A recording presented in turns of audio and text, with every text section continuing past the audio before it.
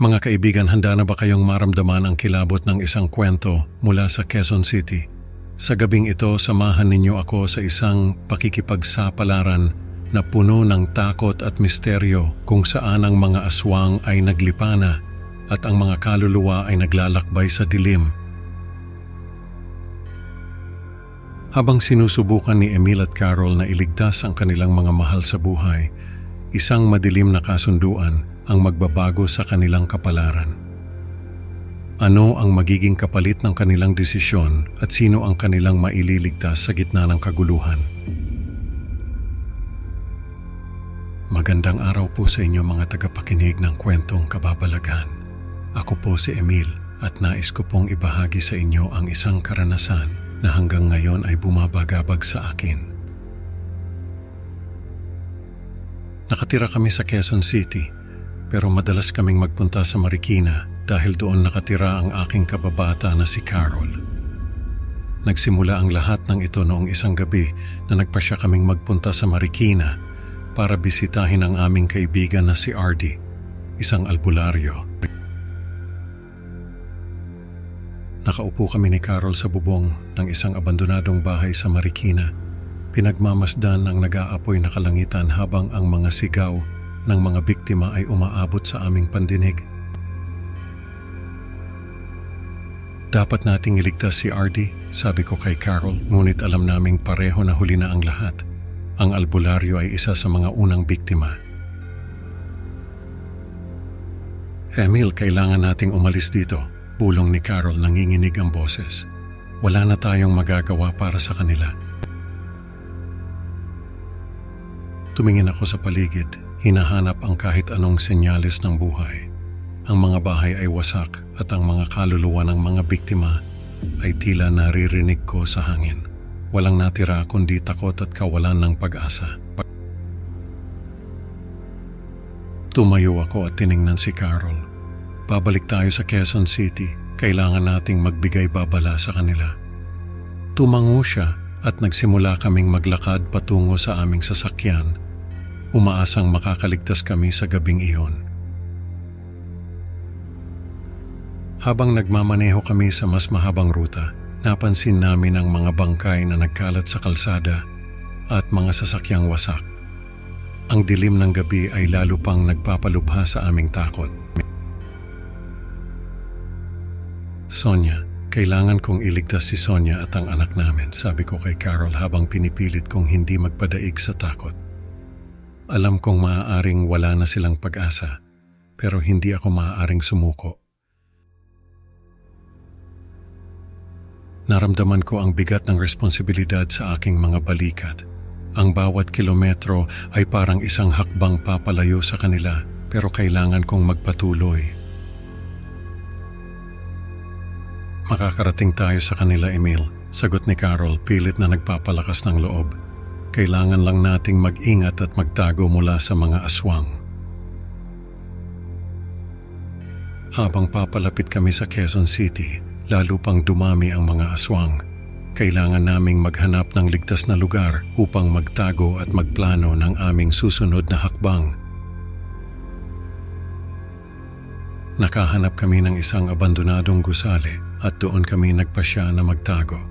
Sa gitna ng katahimikan, isang hindi maipaliwanag na kaba ang bumabalot sa amin. May alam akong lihim na lagusan, sabi ni Carol habang binubuksan ang isang lumang mapa. Matagal na itong nakalimutan at hindi alam ng karamihan. Tumitig ako sa kanya. Nagtataka kung paano niya nalaman ito. Tiningnan ko ang mapa at napansin ko ang mga marka ng lumang mga daan. May kakaibang enerhiya na bumabalot dito na para bang may mga lihim na nakatago. Hindi ko maipaliwanag, pero ramdam ko ang bigat ng lugar na iyon. Gamitin natin ito para makapasok sa lungsod, sagot ko. Umaasa na makakatulong ito sa amin. Kunin natin si Sonia at ang anak namin at tumakas palayo. Alam ko na hindi magiging madali, pero wala kaming ibang pagpipilian. Habang nag-uusap kami, naramdaman namin ang bigat ng aming misyon at ang panganib na aming haharapin. Bawat hakbang at desisyon ay puno ng panganib, Naghanda kami ng aming mga gamit at nagpasya na pumasok sa Lagusan sa gabi. Umaasang makakaabot kami sa Quezon City nang hindi nahuhuli ng mga aswang. Ang takot at kaba ay hindi kami tinatantanan. Isang gabi, habang nagpapahinga ako, bigla akong nagising sa presensya ng isang diwata na nagngangalang Zenaida. Ang kanyang mga mata ay kumikislap sa dilim, parang mga bituin sa kalangitan. Hindi ko alam kung paano siya nakapasok, pero ramdam ko ang kanyang kapangyarihan. "Emil, maaari kitang tulungan," sabi ni Zenaida, kapalit ng puso ni Carol. Nabigla ako at hindi makapaniwala sa kanyang alok. Parang isang bangungot na hindi ko matakasan. "Bakit ko gagawin yan?" Tanong ko, nanginginig ang boses. Si Carol ang nagligtas sa akin. Hindi ko maunawaan kung bakit kailangan niyang magdusa para sa aming kaligtasan. "Tatlong katotohanan ng kapalit," sabi ni Zenaida. "Buhay pa si Sonia, maililigtas mo ng ligtas ang isang tao at magkakaroon si Carol ng mabilis na kamatayan." Ang kanyang mga salita ay parang mga kutsilyong tumatago sa aking puso. "Pumapayag ako," sagot ko kahit na may pag-aalinlangan. Alam kong wala akong ibang pagpipilian. Ang bawat segundo ay parang 1,000 taon ng pagdurusa. Naramdaman ko ang malamig na hangin na dumaan sa akin. Parang may bumubulong sa aking tenga na nagsasabing mali ang aking desisyon, pero binaliwala ko ito. Alam kong kailangan kong gawin ito para sa kaligtasan ng aking pamilya. Naglaho si Zenaida sa dilim, iniwan akong nag-iisip sa aking desisyon. Alam kong malaki ang magiging kapalit ng aking ginawa. Bumalik ako sa aming taguan at naghintay na magising si Carol. Alam kong kailangan kong ipaliwanag sa kanya ang aking desisyon. Ang takot at kaba ay hindi ako tinatantanan. Nagising si Carol at agad niyang nalaman ang aking kasunduan kay Zenaida. "Emil, paano mo nagawa ito?" tanong niya, puno ng galit at takot. "Wala akong ibang pagpipilian," sagot ko, sinisikap kong pakalmahin ang sarili. "Kailangan kong iligtas si Sonia at ang anak namin." Tumitig siya sa akin, ang kanyang mga mata ay naglalabas ng puot at sakit. At naramdaman ko ang pagkawala ng isang bahagi ng aking kaluluwa. Tumanggi si Carol at sinikap niyang tumakas, ngunit hinabol ko siya at pinatay. Inihandog ko ang kanyang puso kay Zenaida, umaasang iyon ay sapat na. "Itim mo ang puso ni Carol sa apoy," utos ni Zenaida, "at lagyan ng dugo nito ang iyong noo upang hindi ka makita ng mga aswang."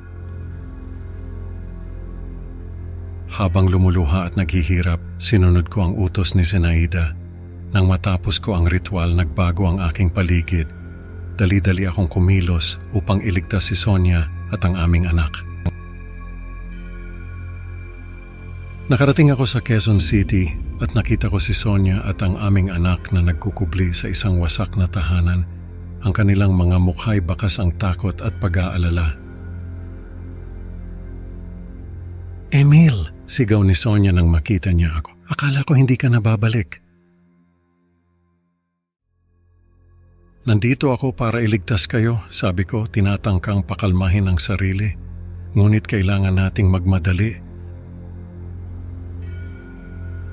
Habang naririnig namin ang mga aswang na papalapit, labis akong kinakabahan sa napakahirap na desisyong gagawin ko.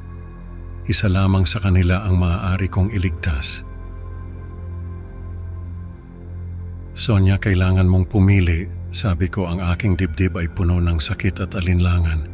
"Isa lamang sa inyo ang maaari kong iligtas." Nagpupuno ng luha ang kanyang mga mata habang tinitingnan niya ang aming anak. Pareho kaming nakakaalam na anuman ang aming desisyon, may isang mahal sa buhay na mawawala.